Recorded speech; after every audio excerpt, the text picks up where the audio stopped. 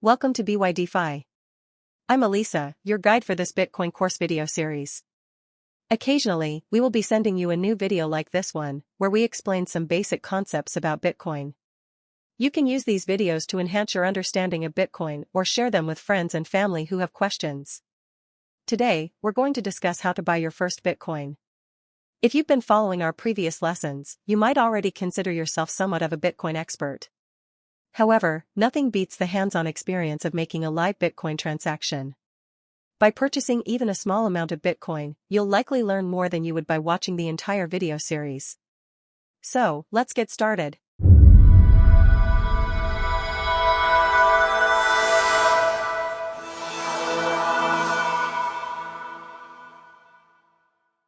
Before you can buy Bitcoin, you need a wallet to store it in.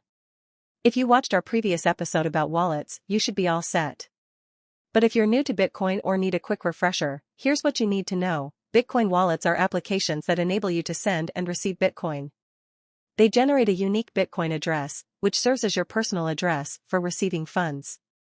If you're planning to buy small amounts of Bitcoin, you can use any reliable software wallet, whether it's a mobile wallet or a desktop wallet, it really doesn't matter. However, for larger amounts, it's best to use either a hardware wallet or a paper wallet. These types of wallets are not connected to the internet, which significantly reduces the risk of theft unless someone physically has your wallet in their possession. Once you've selected your wallet, open it up and copy your Bitcoin address. You'll need it for the next steps. Now that you have your Bitcoin address, ask yourself an important question: how much money are you willing to invest in Bitcoin? It's crucial to understand that Bitcoin is a highly volatile asset. Therefore, you should never buy an amount that you can't afford to lose. Take some time to think this through. If this is your first time buying Bitcoin, choose an amount that won't significantly impact your finances if the value of Bitcoin were to drop to zero. As a general guideline, we recommend not investing more than 5% of your disposable income or total wealth. Remember, you can always purchase less than a whole Bitcoin.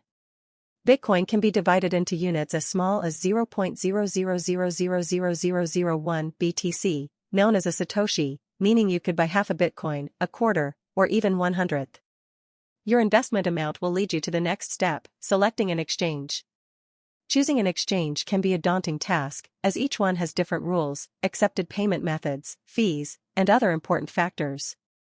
If you prefer to conduct your own research, here are some key factors to consider when choosing an exchange. First, verify that the exchange accepts users from your country. Not all exchanges are available globally, so this is a crucial first step. Second, check the accepted payment methods. Some exchanges offer a variety of payment options, while others may only accept bank transfers. Payment methods that allow for chargebacks, like credit cards or PayPal, typically come with higher fees because sellers risk losing money if a buyer cancels the payment after receiving Bitcoin. Conversely, non-reversible payment methods, such as wire transfers, usually incur lower fees. Third, consider the fees associated with your transactions. There are 3 types of fees to keep in mind: deposit fees, transaction fees, and withdrawal fees. Each type of fee can impact the total amount of Bitcoin you ultimately receive. Fourth, look at the exchange rate. Some exchanges may have low fees, but higher exchange rates, compared to competitors. In this case, the fees are effectively hidden within the exchange rate. Fifth, understand your buying limits. These limits depend on the payment method you choose and your identity verification level. If you plan to purchase a large amount of Bitcoin, be aware that some exchanges impose low limits on transactions. Finally, investigate the exchange's reputation. Is it well regarded in the Bitcoin community? How responsive is their customer support if you encounter issues? Are there numerous complaints against the exchange? While no exchange is free from negative reviews, consider both the volume and the nature of those reviews when making your decision. It's also important to differentiate between trading platforms and brokers. Trading platforms connect buyers and sellers directly.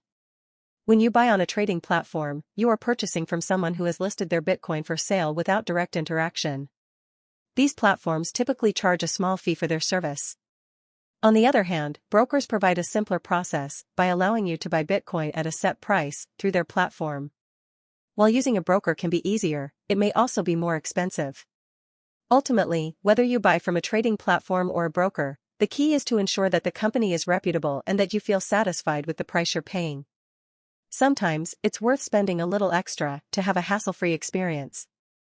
If you plan to purchase large amounts of Bitcoin, let's say over $10,000, certain exchanges and brokers specialize in handling these types of transactions. Now that you know how much you want to spend and have chosen your exchange, it's time to make the trade. Sign up for the exchange you've selected and complete the registration process. Most exchanges now require a Know Your Customer (KYC) process, meaning you'll need to provide some personal information, including your ID, proof of residence, and sometimes even proof of income. As Bitcoin has gained popularity, exchanges have come under stricter regulations, and they are often required to collect this information from users. After completing the registration and passing identity verification, you can start buying Bitcoin. However, the process doesn't end there. Once the Bitcoin is successfully deposited into your exchange account and safely arrives in your wallet, you can proudly say that you've successfully purchased your very first Bitcoin. Another option for purchasing Bitcoin is through Bitcoin ATMs. Bitcoin ATMs are machines that accept cash, also known as fiat money, and dispense Bitcoin in return. Some ATMs only allow you to buy Bitcoin, while others also enable you to sell your Bitcoin and receive cash. Many users appreciate the relative anonymity that Bitcoin ATMs provide, as you won't have to go through lengthy identity verification processes. Just insert your cash, and you'll get your Bitcoin instantly. Keep in mind that Bitcoin ATMs typically charge a fee for their service, so make sure you're aware of any fees before completing your transaction. Before we wrap up this lesson, let's discuss another purchasing method, buying Bitcoin from individuals rather than through an exchange. If you choose to go this route, there are several important precautions to take. First, try to verify the seller's identity. While some sellers may wish to remain anonymous, confirming their identity can significantly reduce your risk of being scammed. Second, consider using an escrow service that holds your funds until you receive the Bitcoin. If that's not feasible, it's best to stick to cash and meet the seller face-to-face. In any case, never use irreversible payment methods, like wire transfers, until after you've received your Bitcoin. Finally, wait for at least 2 to 3 confirmations of the Bitcoin transaction before considering the deal complete. Of course, this can vary depending on the amount of money being exchanged. Smaller amounts may only require one confirmation.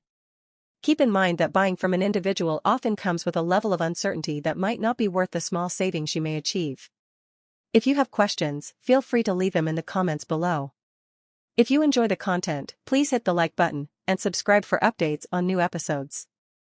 Thank you for joining me on the Bitcoin courses of BYDFi. I'm Elisa, and I will see you soon.